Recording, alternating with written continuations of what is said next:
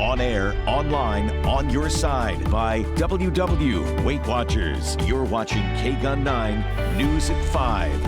A COVID-19 hotspot popping up right here in southern Arizona. What leaders in Santa Cruz County are doing to increase testing. Good evening, I'm Taja Davis. Thank you for joining us. But first, we are going to check in on weather with Luzdelia Caballero. Luzdelia, is the weather helping firefighting efforts? Well, Taja, we are having a bit of westerly winds right now. It's certainly dry outside. As you can see, the Bighorn fire continues to burn, now 75% contained. But the good news here is things aren't as active this weekend wind-wise or consistent as last weekend. So that is certainly helping with firefighting efforts. And moving right along, current temperatures outside, it is pretty warm at about 106 degrees. And as far as dew points, they are going to continue climbing, but only along the international border. Moving forward with that in terms of high temperatures, we are going to be between 106 and 107. Those numbers have yet to come in. And as far as the next couple of days, we'll do expect above average temperatures. That high pressure system is here and is here to stay. So on average, we're going to be 1 to 3 degrees above average, if not more, as long as that high pressure system continues to remain cozy here along the valley floor. Coming up, we'll have the 7-day forecast and more on that moisture. Fingers crossed that it continues to accumulate in the coming days. Taja. All right, Luzdelia, thank you. Now, it's been more than a month that has passed since the Bighorn fire started burning. Today, the fire is now 75% contained, and the team battling it has switched from a Type 1 team to a Type 2. Here is what that means.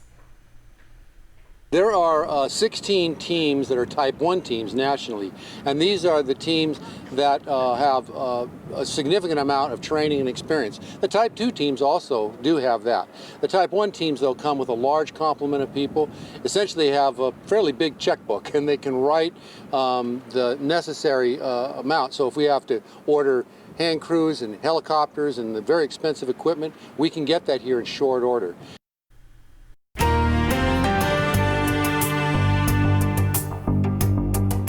Looking now at coronavirus in Arizona, as of yesterday, 89% of the state's ICU beds are in use. And today, over 3,500 new cases of COVID-19 has been reported, bringing the state total to nearly 100,000 cases.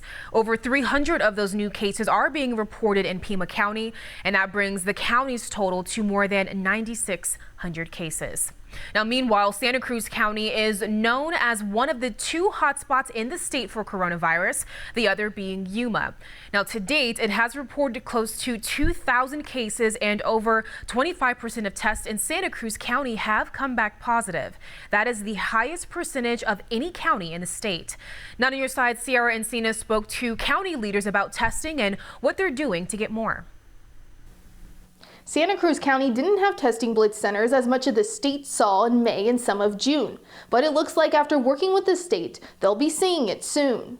Work on the intergovernmental agreement and the amount, confirm the amount, and then we're going to try to get the blitzes set up hopefully as early as next weekend, if not the weekend after. The county's health department explains it's because the small rural community doesn't have the manpower to run testing blitzes like the ones we saw in Pima and Maricopa counties. The county is still having to send patients to other Arizona hospitals because their only one doesn't have the capabilities to treat COVID patients. As far as I know, most of them are only going to Tucson. I mean, if there's a severe case, they may be transported to Phoenix area, depending on what's happening with them, and of course the capacity in the Tucson area hospitals. Although there's been a drop in the number of cases per week, those on the front lines are falling ill. Our firefighters have been infected.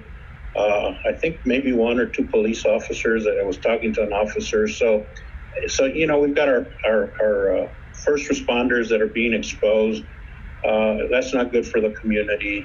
The county is waiting to see if the trend sticks, especially with the recent holidays passing. The pandemic has also hit their economy. Yeah, initially what we did as a budget is we asked all the departments to come up with a minimum 5% cut in their budget across the board. Some departments came back with, a larger number. and we're greatly appreciative of that. Right now, Santa Cruz has been on a hiring freeze for many years. In April alone, they saw the revenue generated from sales tax drop 25%. The county is utilizing some of the 300 guardsmen conducting contact tracing in their county. In the meantime, county leaders are calling for the community to continue wearing masks, washing their hands, and socially distancing. Sierra Encinas, KGUN9 On Your Side. If you want your vote to count in next month's primary, you are running out of time. Now, how you can make sure that you're registered to vote with the correct information ahead of the deadline tomorrow. Plus, a couple was killed in a car accident in Oro Valley almost 1 year ago. What their families say they're asking for now. You're watching KGUN9 On Your Side. Last November, 2 people died in an Oro Valley car crash and no charges were ever filed. Now on Your Side's Rogelio Mares tells us about the Festerling and the Garcia families who in one moment lost a daughter and a son to what they say was a distracted driver. Their families tell KGUN9 Caitlin Festerling and Paul Garcia were going to Paul's house after an afternoon of shopping on November 13th, 2019. Both their families said the pair spent every moment they weren't at school or at work together. On this afternoon, there would be one more fateful moment the couple would share, their last one. Oro Valley police say their car was struck from behind at Shannon Road and Saguaro Divide by this Buick. Police say their car was pushed into an oncoming pickup, which broadsided them, killing them both. The Festerlings and Garcias both say the driver who struck them was texting while driving. A police investigation would determine the same. In my mind, what I guess I wanted to hear was at the very least, an apology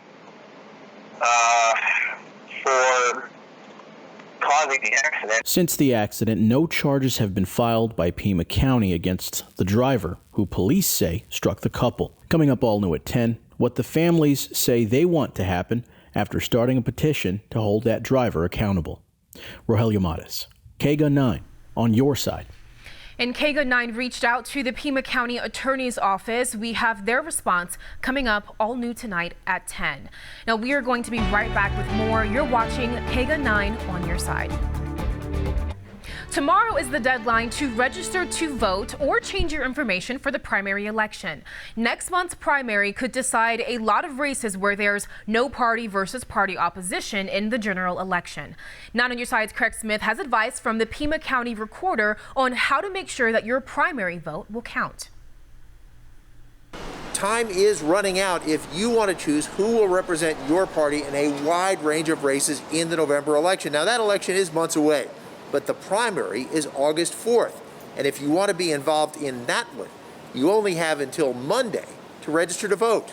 Pima County Recorder F.N. Rodriguez says her office has made it easy to register by the Monday deadline, with easy options online through Service Arizona or the Recorder's website, or in person. On Monday, the downtown recorder's office and the east side office at Broadway and Kolb we're going to be open until 7 p.m. so people who want to drop them off, come in, or we'll have our phone lines also open to help citizens out there. Monday is the primary deadline. Registration for the general election ends in early October. To help encourage voting and maintain virus protection, Governor Doug Ducey and Secretary of State Katie Hobbs have put $9 million towards more vote-by-mail efforts, more secure ballot drop-off sites, more poll workers, and more antivirus protection like gloves, masks, and hand sanitizer. Rodriguez says Pima County's share will be about $660,000. If you ask for a mail primary ballot, they'll start going out the middle of next week. The envelope is bright green to make it easier to spot. There is a place to sign where you swear that is really your vote, and a blank for a phone number to help verify a signature that does not seem to match what's on file. We're not putting the phone number in our database. You won't be getting texts from a candidate or political groups. It's just so we can contact you if we have a problem with that. And Rodriguez says her website lets you track your ballot so you can have confidence it was counted. Craig Smith, KGUN9 On Your Side. First Warning Weather is brought to you by Rhino Shield. Happy Sunday to all of you. Thanks so much for tuning in and welcome back. So winds aren't so much a factor for firefighting efforts right now, especially this weekend when we compare them to last weekend, though westerly winds and dry conditions still among us. They're here and they're here to stay. Current temperatures outside 105 degrees, dew point at 43, humidity pretty low right now, 12%, but fingers crossed overnight recoveries continues to be pretty good and we'll get that humidity percentage up 15 or maybe 20% more overnight. Wind speeds northwest blowing at 13 miles per hour. It's going to be dry and it's going to be hot. We're going to have plenty of sunshine. That's going to trigger above average temperatures, at least for the next couple of days. And yes, it's going to be dry because of that limited moisture, but we do have chances for showers, especially along the international border. As far as our hourly forecast, here's how it's going to shake out. By 9, still mid 90s. By 11, 90 degrees. By midnight, certainly in the 80s. Alrighty, folks, current conditions outside 109 degrees in Lake Havasu, 110 in Phoenix. Here in Tucson, 105 degrees along the coast, pretty pleasant at 78 degrees in San Diego. As far as dew point goes, we still have that low grade monsoon pattern. What does that mean? Well, not so much moisture, although we do have that moisture strengthening and going up from the south a little bit to the north. So certainly Douglas, Sierra Vista and Nogales will get some showers intermittently throughout the course of the week, and we will have above average temperatures. Let me tell you why. So if you take a look here, we're going to do a little lesson here. You'll see that these green trackers are going clockwise. That means high pressure is among us. A high pressure system in part is why we have those above average temperatures now and why they're going to stick around at least for the next couple of days. As far as our wind forecast, pretty calm. Those winds are going to behave, and that's good news for firefighting efforts with the Bighorn fire. As far as low temperatures, pretty pleasant tomorrow morning in the 60s in some areas, high 70s, and that's where we're going to stick out.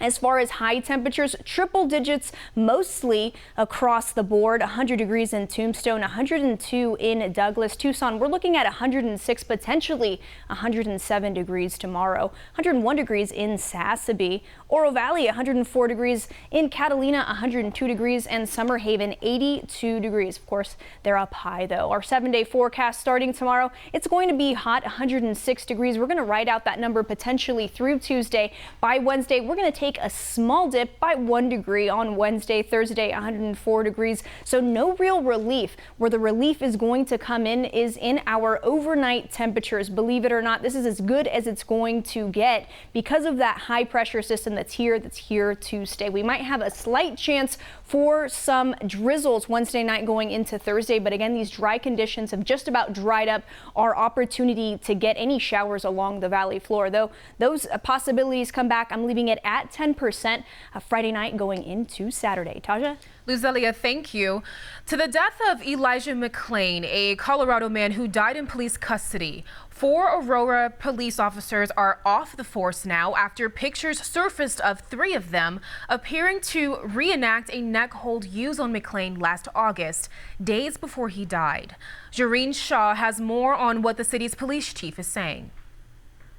A sign of solidarity in Aurora, Colorado for Elijah McClain, the young man who died days after being placed in a police chokehold. It is a crime against humanity and decency. The city's police chief says these officers seen replicating a chokehold used on McClain should be off the force. A judgment that I can no longer trust to allow them to wear this badge. Officers Erica Marrero and Kyle Dietrich fired.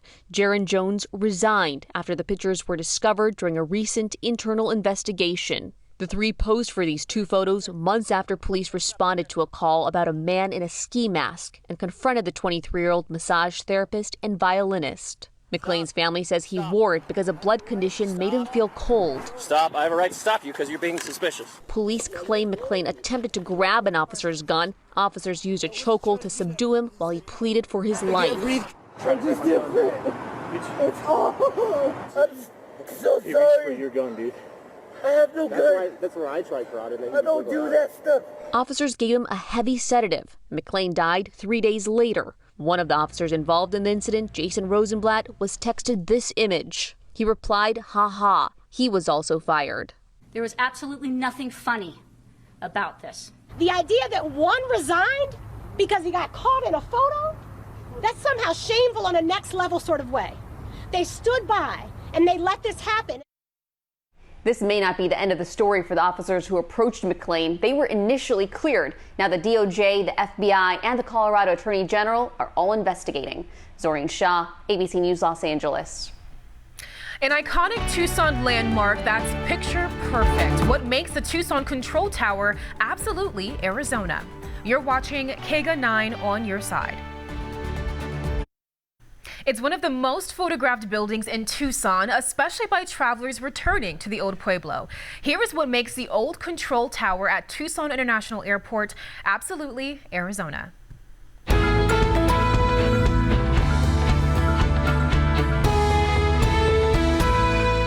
Unfortunately, FAA now, when they build new towers, they all look the same. So it was definitely a unique structure that they could, I think, appreciate. It's easy to appreciate the old Tucson Control Tower aesthetically, especially when compared to the modern control tower built a few years ago on the other side of the airport. The iconic tower dates back to 1958, when it was known as Tucson Municipal Airport, and it signaled a new era for Tucson. The 1950s was when the new terminal was under construction, the new tower was under construction, so it was really when we transitioned and really took this from a military, civil airfield to this is the commercial airport of the future for the city. The 119-foot tall control tower has a real mid-century design element, with the pinkish accent stripe running up the building on all four sides, and the neon lights spelling out Tucson on two of the sides. Each letter is 10 feet tall. It's a welcome back to Tucson, and for those coming in, I think it highlights the history of the town and the city, in the 1950s when we started growing in the community quite a bit. Did you know that there was a similarly styled mid-century motel built adjacent to the tower? The Rontel even had a swimming pool in the shadow of the control tower.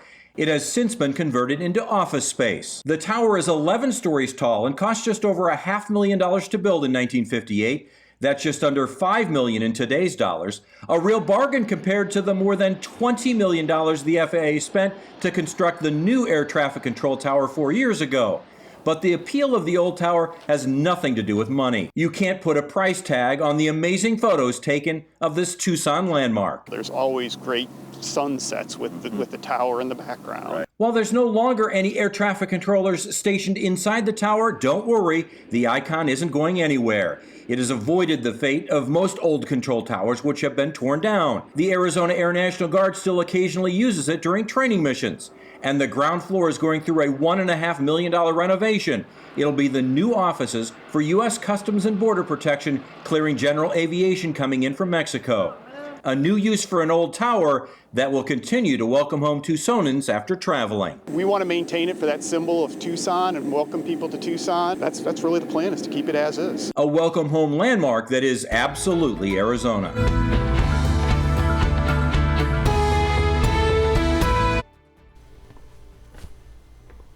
Alrighty, folks, so this is what your 7-day forecast is going to look like. Starting on Tuesday, 106 degrees. It's going to be pretty warm. Thursday, 104 degrees, and then we heat up for next weekend. All right, thanks so much for being with us this evening. We'll be back tonight at 10.